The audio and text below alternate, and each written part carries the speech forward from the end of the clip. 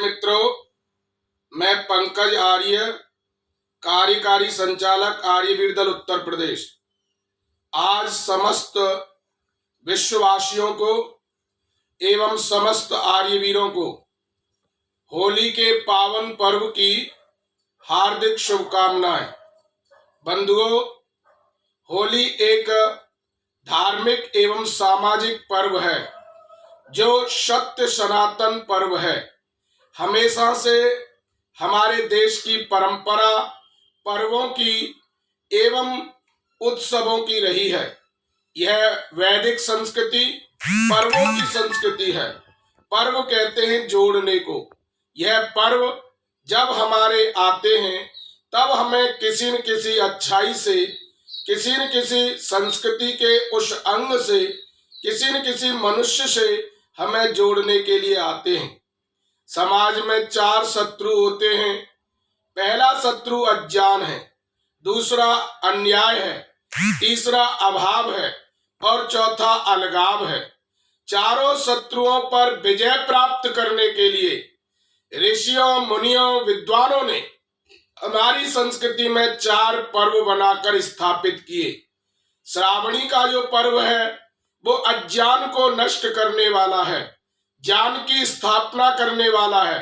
उसको ब्राह्मण प्रधान पर्व कहा गया है। दूसरा जो पर्व है वो विजयदशमी का है। यह क्षत्रिय प्रधान पर्व है। इस पर्व के अंदर हम अन्याय को समाप्त करके न्याय की स्थापना करते हैं। तीसरा जो पर्व है वो वैश्य प्रधान है, अर्थात पूर्ति करने वाला है, अभावों को भाव से पूर्ति करता है। इसलिए उस पर्व का नाम भी नव षष्ठी शारदीय पर्व है। नए अन्न की खुशी में मनाए जाने वाला पर्व है। और चौथा जो पर्व है वो सभी के लिए है, अर्थात सेवा का पर्व है। सेवा भाव प्रधान लिए है और सेवा में अलगाव को दूर किया जाता है। जो हमारे मनमुटाव, जो हमारे गिले शिकवे पूरे वर्ष में होते हैं, इनको दूर करके हम सबके गले मिलकर उनसे माफी मांग करके अपने मन को पवित्र करने वाला, अपने मन को, अपने हृदय को विशाल करने वाला महपुनातु हृदय, अर्थात अपने हृदय को महान बनाने वाला पर्व यह नव षष्ठी। इसका भी नाम स्वामी दयानंद सरस्वती ने नए अन्न की खुशी में मनाए जाने वाला पर्व कहा गया। लेकिन वर्तमान समय में बंधुओं इस पर्व को संस्कृति से तोड़ करके धूमिल कर दिया है। वैसे तो सभी पर्वों को हमारी संस्कृति से अलग किया जा रहा है। जो जिन उद्देश्यों की पूर्ति के लिए ये पर्व मनाए गए थे, उन पर्वों की केवल चिन्ह मात्र रह गए हैं, संकेत मात्र रह गए हैं। बाकी पर्वों को बिल्कुल उलट पुलट कर दिया है, जिससे हम सही उद्देश्य को हल नहीं कर पा रहे हैं। बंधुओं, इसको एक पौराणिक कथा से जोड़ दिया गया है। कहते हैं कि हिरण्यकश्यप नाम का राक्षस राज्य करता था। उसके प्रहलाद नाम का पुत्र हुआ।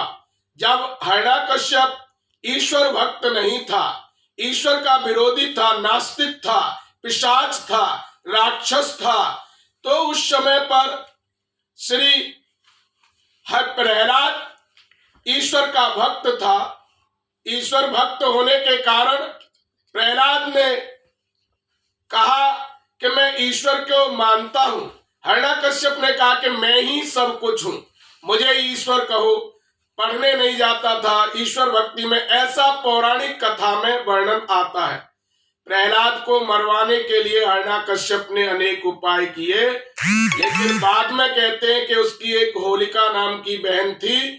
उस बहन के पास गया, उनको ये वरदान था कि वो किसी को अपनी गोद में बिठा करके अग्नि में प्रविष्ट हो जाए तो होलिका बच जाती है, और जिस व्यक्ति को गोद में बिठाया है वो व्यक्ति मर जाता है। होलिका ने अपने भतीजे प्रहलाद को राजा की आज्ञा के अनुसार, हिरण्यकश्यप राक्षस की आज्ञा के अनुसार गोद में बिठा करके अग्नि में प्रविष्ट हुई। कहते हैं कि उस दिन उल्टा हो गया, होली जल गई और प्रहलाद बच गया। मेरा यहाँ पर बुद्धिजीवी लोगों से कुछ प्रश्न है। मैं आपसे ये कहना चाहता हूं कि प्रहलाद ईश्वर भक्त थे, तो ईश्वर भक्त बचने पर हम सब राम और कृष्ण के भक्तों को, हम वैदिक अनुयायियों को, हम हिंदू आर्य संस्कृति के मानने वाले लोगों को यह खुशी मनाई जानी थी कि भक्त प्रहलाद मर गया है और राक्षस जो होलिका राक्षसी थी वो जल गई है। यह बहुत अच्छा अवसर था, लेकिन हमारे लोगों ने जो राक्षसी भक्त प्रहलाद को मारना चाहती थी, उस राक्षसी की आज हम होलिका मैया की जय कह करके पुकारते हैं। मैं ये पूछना चाहता हूं कि जो भतीजे को मारने वाली, इस संस्कृति को नष्ट करने वाली, ईश्वर भक्तों को मार करके जलाने वाली, उसका रिश्ता आपका माँ का रिश्ता कैसे बना और होली माँ कैसे हो गई। लेकिन मैं आपसे यह कहना चाहता हूं कि यह पर्व हिरण्यकश्यप प्रहलाद से हजारों नहीं, करोड़ों नहीं, अरबों वर्षों से मनाए जाने वाला पर्व है।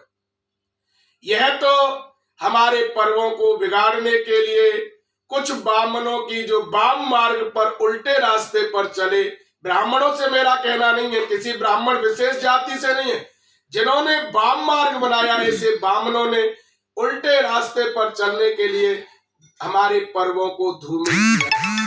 यह पर्व तो बांट करके खाने का पर्व है। इसको महर्षि स्वामी दयानंद सरस्वती ने नव सस्येष्टि पर्व का नाम दिया है, अर्थात नए अन्न की खुशी में मनाए जाने वाला पर्व। वेद कहता है मोघ मन्नम विन्दते अप्रचेता सत्यम ब्रवीमि वदई सतस्य नार्यम मणम पुष्यत नो सखायाम केवलागो भवति केवलादि। जो अकेला खाता है वो पाप खाता है, इसलिए नया अन्न अब आ रहा है। फसलें से, खेत खलियान से घरों में अन्न आ रहा है, तो पहले देवताओं को यज्ञ के माध्यम से हम खिलाएं।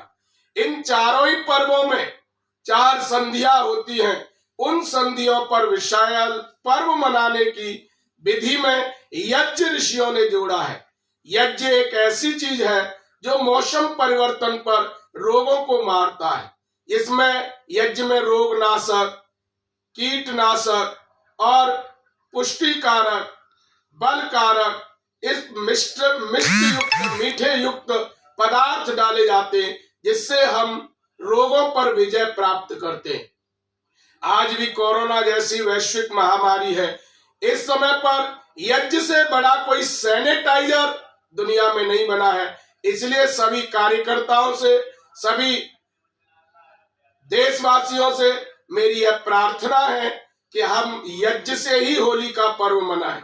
आज, कल, परसों, 3 दिन तक होली का त्योहार रहेगा। जब भी आपको मौका लगे स्वयं यज्ञ करें या करवाएं। मेरी इस होली के शुभ अवसर पर ऐसी आप सब लोगों से, पूरे देश और विश्ववासियों से अपील है कि ये पवित्र त्योहार है, इसे पवित्र ही रहने दें। शराब की प्यालियों में शराब पी करके नालियों में एक दूसरे का मुंह काला पीला लाल करने वाला यह पर्व नहीं है। यह तो होली जल गई तो राक्षसों ने भक्त प्रहलाद पर ईंट, पत्थर, कीचड़, रंग आदि डालना शुरू किया। मैं आपसे कहना चाहता हूं, आप होली के राक्षसी के खानदानी तो नहीं है, आप तो राम और कृष्ण के वंशज हैं। आप गौतम, कपिल, कणाद, जैमिनी, व्यास के वंशज हैं।